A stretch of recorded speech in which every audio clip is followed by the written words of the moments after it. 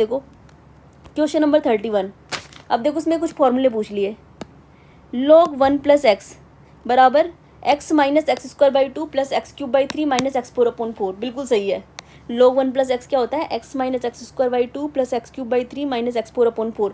log 1 minus x क्या होता है? Minus x square by 2 minus x cube by 3 minus x 4/4। ये भी सही है। ई की power minus x 1 minus x plus x square by factorial 2 minus x cube by factorial 3। ये भी सही है। साइन एक्स का क्या होता है? अभी भी पढ़ा हमने, x minus x cube by factorial 3 plus x 4/4। Cos x क्या होता है? 1 minus x square by factorial 2 plus x 4/4। तो ये कौन से कथन सही है? सारे सही है। क्या है? सभी सही है। सभी सही है। तो ये आपको फॉर्मूले क्या डायरेक्ट याद रखने हैं। ठीक है, देख लो एक बार। X minus x square by 2 log 1 plus x का plus x cube by 3 minus x 4/4 log 1 minus x का minus x square by 2 minus x cube by 3 minus x 4/4। अगला देखो ए बी सी डी हरात्मक श्रेणी में है तो देखो A B C D हरात्मक श्रेणी में है तो इसकी कंडीशन क्या होती है? अगर ए बी सी डी हरात्मक श्रेणी में होते हैं तो ए प्लस डी का मान हमेशा क्या होता है? बी प्लस सी से बड़ा होता है। ये आपको डायरेक्ट याद रखना है ना। और देखो इसको मैं सॉल्यूशन करके बता देती हूँ ना, आपको डायरेक्ट याद रखोगे तो ही सही है। देखो अगर ए बराबर 1 है, ठीक है, एक हरात्मक श्रेणी मान लेते हैं अपन। 1/2 1/3 1/4 ये क्या है? एच पी में है ना, हरात्मक श्रेणी में है। ठीक है, अब देखो ए हो गया, ये हो गया, डी हो गया और ये क्या हो गया? बी और सी। ठीक है, और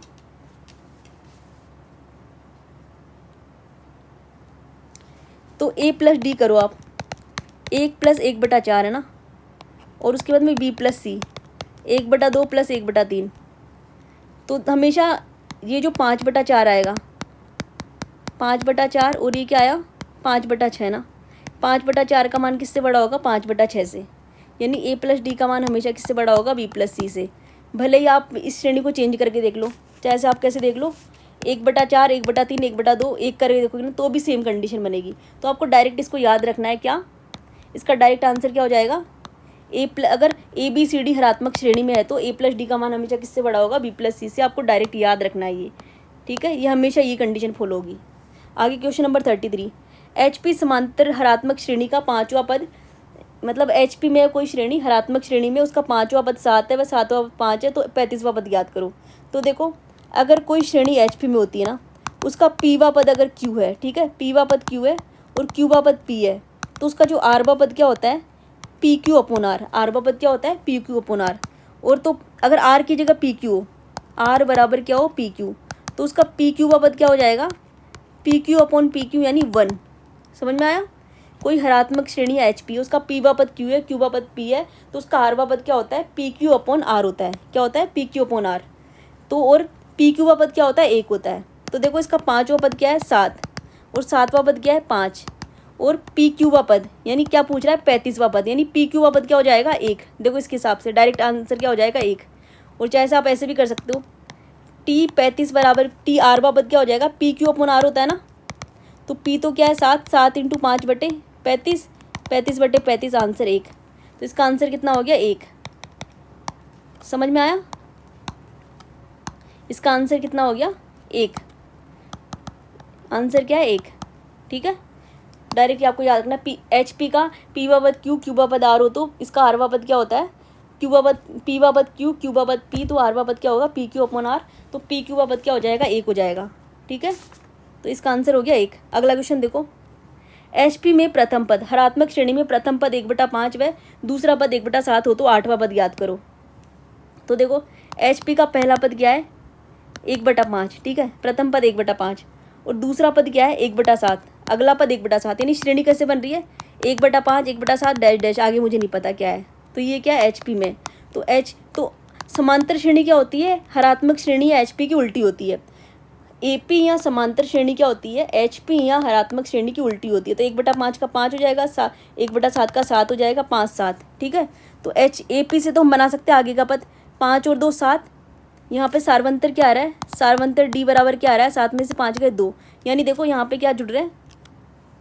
2 पद जुड़ रहे हैं ना आगे। तो 7 में से 5 गए 2, ये क्या है? सार्वंतर। ये क्या है? सार्वंतर। ठीक है, तो 5 और 2 7, 7 और 2 9, अगला पद आ गया। ठीक है, 9 और 2 11, ऐसे करके अगले पद आते जा रहे हैं इसमें ना। तो अब हम उसको क्या करना है? ए पी का हम क्या निकाले थे? 8वां पद है ना, इसका 8वां पद निकाल लो ए पी का। समांतर श्रेणी का आठवां पद क्या हो जाएगा, a plus n minus one into d. तो ए तो क्या हो गया 5, 8, एन क्या हो गया 8 और सार्वंतर क्या हो गया 2, डी बराबर 2।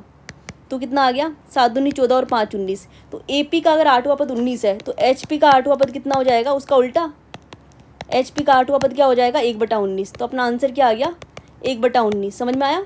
हरात्मक श्रेणी का आठवां पद क्या आ गया अपना 1/19। तो 1/19 क्या हो गया अपना आंसर। समझ में आया। यानी पहले एच पी उसको ए पी बना लिया, समांतर श्रेणी बना लिया, फिर समांतर श्रेणी का आठवां पद निकाल के वापस से उसका एच पी में बदल दिया, 19 को 1/19 कर दिया एच पी के अकॉर्डिंग।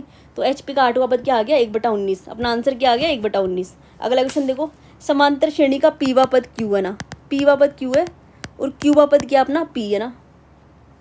तो इसका आरवा पद अगर समांतर श्रेणी है यानी ए पी है कोई समांतर श्रेणी, उसका पीवा पद क्या है क्यू है, क्यूवा पद पी है, तो आरवा पद क्या होता है P plus Q minus R. ये आपको डायरेक्ट याद रखना है। एच पी में तो क्या था पी क्यू अपॉन आर था, और ए पी में क्या होगा, ए पी या समांतर श्रेणी में क्या होता है आरवा पद P plus Q minus R होता है। पीवा पद क्यू है, क्यूवा पद क्या है, क्यूवा पद क्या है पी, तो आरवा पद क्या हो जाएगा P plus Q minus R. तो इसका आंसर क्या हो जाएगा P plus Q minus R answer. समझ में आया। अगला क्वेश्चन देखो 30 क्वेश्चन देखो। अब देखो 1/b minus c plus 1/b minus a बराबर 1/a प्लस 1/c। ये इस तरीके से दे रखा है। तो ये पूछ रहा है कि ए बी सी किस में होंगे, एच पी में होंगे, ए पी में होंगे या जी पी में होंगे, यानी गुणोत्तर श्रेणी में किस में या फिर हरात्मक श्रेणी में किस में होंगे। तो एक बार के लिए हम क्या कर लेते हैं, इसको कोई पद मान लेते हैं, हरात्मक श्रेणी को कोई पद मान लेते हैं ए बी सी। ठीक है। तो हरात्मक श्रेणी क्या होती है, जैसे कि हरात्मक श्रेणी क्या होगी, जैसे अगर 1 2 3 ए पी में है, ठीक है, तो ए पी में तब देखते हैं, तब कंडीशन बन, तब सेटिस्फाई हो रहे क्या ये। तो 1/2 माइनस 3 इसमें रख दो 1/b minus c plus 1/b minus a है ना, 2 माइनस 1 1/a प्लस 1/c। तो कितने हो गए 4/3, इधर -1 + 1, तो 0 4/3 के बराबर हो रहा है क्या, नहीं हो रहा। इसका मतलब ये किस में नहीं है, ए पी में तो नहीं है। ठीक है, ए पी में तो नहीं है। अब एच पी में चेक कर लेते हैं। तो 1/1 इसका उल्टा कर दो, 1/2 और 1/3, ये क्या हो गए ए बी सी के मान आ गए। 1/2 1/3 ये क्या एच पी में हो गए ना, क्योंकि ए पी का उल्टा करते तो एच पी आ जाती ना। तो ए की वैल्यू 1, बी की वैल्यू 1/2, सी की वैल्यू 1/3। इसको क्वेश्चन में रख दो 1/b माइनस सी। तो b माइनस सी यानी 1/2 माइनस 1/3, आगे प्लस 1/b माइनस ए प्लस 1/b माइनस ए यानी 1/2 माइनस 1। तो इसको सॉल्व कर लो, कितना आ गया देखो 6/1 आ गया तो ना, प्लस ये -1/2 आ गया ना, ऊपर चल गया तो -2 हो गया, 4 आ गया। ठीक है। अब साइड में 1/a plus 1/c, 1/a plus 1/c, तो कितना आ गया 1/c 1/3। ठीक है, c की वैल्यू 1/3 है, तो 1 + 3 कितना आ गया 4। तो देखो 4 = 4, ये क्या हो रहा है सेटिस्फाई हो रहा है ना, क्या हो रहा है सेटिस्फाई। जो स्टार्टिंग में अपन को ये दे रखा है क्वेश्चन में ये वैल्यू, इसमें अगर अपन ए की वैल्यू 1, बी की वैल्यू 1/2, सी की वैल्यू 1/3 रख रहे हैं, एच पी यानी हरात्मक श्रेणी के मान रख रहे हैं ए बी सी के, तो ये 4 = 4 आ रहा है, दोनों सेटिस्फाई कर रहे हैं। इसका मतलब ए बी सी किस में होंगे, एच पी में होंगे, हरात्मक श्रेणी में होंगे। आंसर क्या आ गया एच पी या हरात्मक श्रेणी, क्या आ गया एच पी या हरात्मक श्रेणी में होंगे। आंसर क्या आ गया एच पी या हरात्मक श्रेणी। समझ में आया, एच पी हरात्मक श्रेणी क्या हो गया अपना आंसर। अगला क्वेश्चन देखो, क्वेश्चन नंबर 37।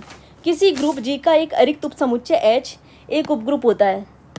किसी ग्रुप जी का एक अरिक्त उपसमुच्चय एच एक उपग्रुप होता है यदि और केवल यदि ए एच का एलिमेंट है, बी एच का एलिमेंट है, तो A V inverse etch element of H. बिल्कुल सही बात है। ये बिल्कुल एक प्रमेय आपको दे रखी हो ग्रुप में, ये बिल्कुल सही बात है। अगर ग्रुप जी का कोई अरिक्त उपसमुच्चय एच उपग्रुप होता है, कब होता है, जब ए एच का एलिमेंट है, बी एच का एलिमेंट है, तो ए वी इनवर्स भी किसका एलिमेंट होना चाहिए एच का। तो ये तो अपना कथन सही है। अगला कथन देखते हैं, किसी परिमित ग्रुप का, क्या परिमित ग्रुप का जी का एक अरिक्त उपसमुच्चय एच उपग्रुप होगा यदि और केवल यदि ए एच का एलिमेंट है, बी एच का एलिमेंट है, तो ए बी किसका एलिमेंट होगा एच का। तो ये भी सत्य है। यानी देखो कैसे याद रखोगे इसको आप, यहाँ पर केवल ग्रुप आएगा, केवल ग्रुप जी आए तो इसमें क्या आएगा A B inverse, A H का एलिमेंट, बी एच का एलिमेंट और ए बी इनवर्स किसका एच का एलिमेंट। ठीक है, केवल ग्रुप जी आए और अरिक्त उपसमुच्चय एच आए, उपग्रुप आए, तो इसमें तो ए बी इनवर्स आ जाएगा। और परिमित ग्रुप आ जाए, क्या आ जाए, अगर परिमित ग्रुप आ जाए, परिमित ग्रुप आ जाए तो इसमें क्या आएगा ए बी आएगा, परिमित में सिंपल ए बी आएगा। ठीक है, और अगर केवल ग्रुप आए तो ए बी इनवर्स आएगा। और परिमित आ गया तो ए बी आएगा। ठीक है, इस तरीके से आप इसको याद कर लो। दोनों कथन सत्य है ना, ग्रुप के चैप्टर में आप देखोगे तो ये दोनों कथन क्या है, सत्य है। सत्य है ना, दोनों सभी सत्य है ना। ठीक है, दोनों के दोनों कथन सत्य है।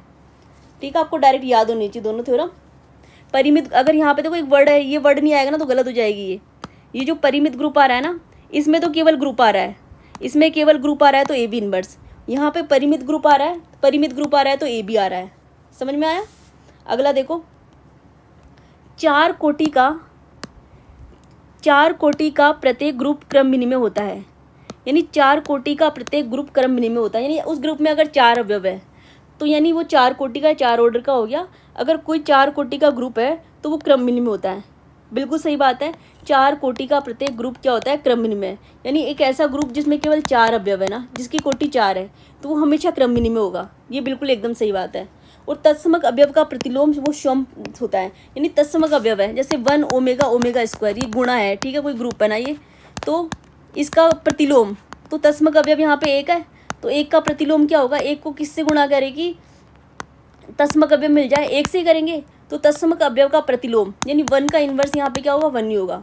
तत्समक अवयव का जो प्रतिलोम होता है वो हमेशा वो खुद ही होता है। बिल्कुल सही बात है, ये भी सही बात है। ग्रुप जी में 3 क्रमागत पूर्णांकों, कोई ग्रुप है ना जी, उसमें 3 क्रमागत पूर्णांकों के लिए ए बी की पावर होल एन बराबर ए की power N B into B N हो तो ग्रुप जी आबेली ग्रुप होता है। ये भी एक थ्योरम है, ये आप डायरेक्ट देख सकते हैं। ये सारी एकदम सही है, सारे कथन क्या है, सत्य है। चार कोटि का प्रत्येक ग्रुप क्रम विनिमय होता है, बिल्कुल सही बात। तत्समक अवयव का प्रतिलोम शम तत्समक अवयव होता है, ये भी सही है। ग्रुप जी में 3 क्रमागत पूर्णांकों के लिए ए बी की पावर एन बराबर ए की पावर एन इंटू बी की पावर एन हो तो ग्रुप जी कैसा होता है, आबेली ग्रुप होता है। ये भी सही है। तो ये क्या है, सभी कथन सत्य हैं। इसका आंसर लिख दो क्या, सभी सत्य है। ठीक है, सारे याद करने आपको डायरेक्ट।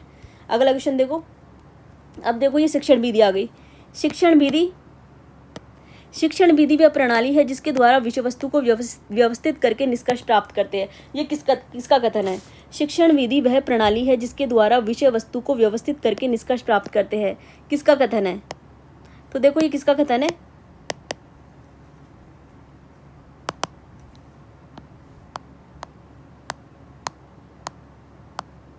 जॉन डीवी का कथन है। किसका, शिक्षण विधि वह प्रणाली जिसके द्वारा विषय वस्तु को व्यवस्थित करके निष्कर्ष प्राप्त करते हैं। ये किसका कथन है, जॉन डीवी का कथन है। ठीक है, जॉन डीवी का कथन है ये ना। अगला क्वेश्चन देखो, वांछित परिणामों को लाने के लिए विद्यालय में और विद्यालय के बाहर किए जाने वाले सभी प्रयासों का योग ही पाठ्यक्रम है। ये किसका कथन है, यानी वांछित परिणामों को लाने के लिए विद्यालय के अंदर तथा विद्यालय के बाहर किए जाने वाले सभी प्रयासों का योग ही पाठ्यक्रम है। ये किसका कथन है, सेलर और अलेक्जेंडर का। किसका कथन है, सेलर और अलेक्जेंडर। किसका कथन है ये, सेलर और अलेक्जेंडर। दोबारा देखो, शिक्षण विधि वह प्रणाली है जिसके द्वारा विषय वस्तु को व्यवस्थित करके निष्कर्ष प्राप्त करते हैं। यह जॉन डीवी का कथन है। और वांछित परिणामों को लाने के लिए विद्यालय में और विद्यालय के बाहर किए जाने वाले प्रयासों का योग ही पाठ्यक्रम है। ये किसका कथन है, सेलर और अलेक्जेंडर। किसका कथन है, सेलर और अलेक्जेंडर। अगला क्वेश्चन देखो, पाठ्यक्रम संपूर्ण मानव जाति के ज्ञान एवं अनुभवों का सार है। किसका कथन है, फ्रावेल का। किसका, फ्रावेल का। अगला, महासिद्धांत ग्रंथ की रचना किसने की, महासिद्धांत ग्रंथ की रचना किसने, आर्यभट्ट सेकंड ने। किसने की, आर्यभट्ट सेकंड ने।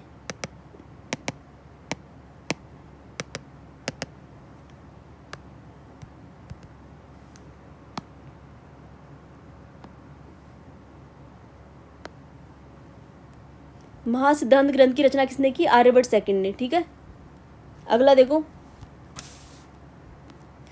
n विभाजित अंतर n+1 क्रम की 2 सारणिकों के भागफल के रूप में व्यक्त किया जा सकता है। ये कथन क्या है, सत्य है। ठीक है, ये कथन सत्य है। n विभाजित अंतर को n+1 क्रम की 2 सारणिकों के भागफल के रूप में व्यक्त किया जा सकता है, ये सत्य है। और उसके बाद में डेल बराबर, उसके बाद में क्या है, डेल बराबर क्या होता है, डेल्टा ई इनवर्स। ये भी कथन क्या है, सत्य है। ये कथन डेल बराबर क्या होता है, डेल्टा ई इनवर्स है ना। डेल बराबर क्या हो गया, डेल्टा ई इनवर्स। ठीक है, डेल बराबर क्या हो गया, डेल्टा ई इनवर्स।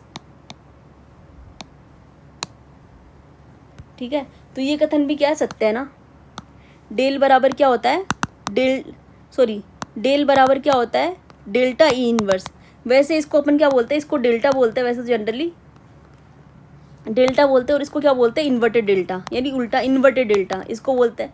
ये डेल्टा और ये इन्वर्टेड डेल्टा। लेकिन मैं फ़िलहाल के लिए, मैं अपने याद करने के लिए बोल रही हूँ, सहूलियत के लिए, इसको लिए मैं डेल बोल रही हूँ और इसको डेल्टा, ठीक है, ताकि दोनों में डिफरेंस पता रहे। ये डेल बराबर क्या होता है, डेल्टा इनवर्स। और आगे 1 minus del into 1 plus delta बराबर क्या होता है, 1। 1 minus del into 1 plus delta बराबर क्या होता है, 1, ठीक है, ये भी सत्य है एकदम। आगे डेल बराबर क्या होता है, 1 माइनस ई इनवर्स, ठीक है। आगे डेल्टा माइनस डेल बराबर क्या होता है, डेल्टा इंटू डेल, ये भी कथन सत्य है। ये आपको डायरेक्ट याद रखना है, ठीक है। अगला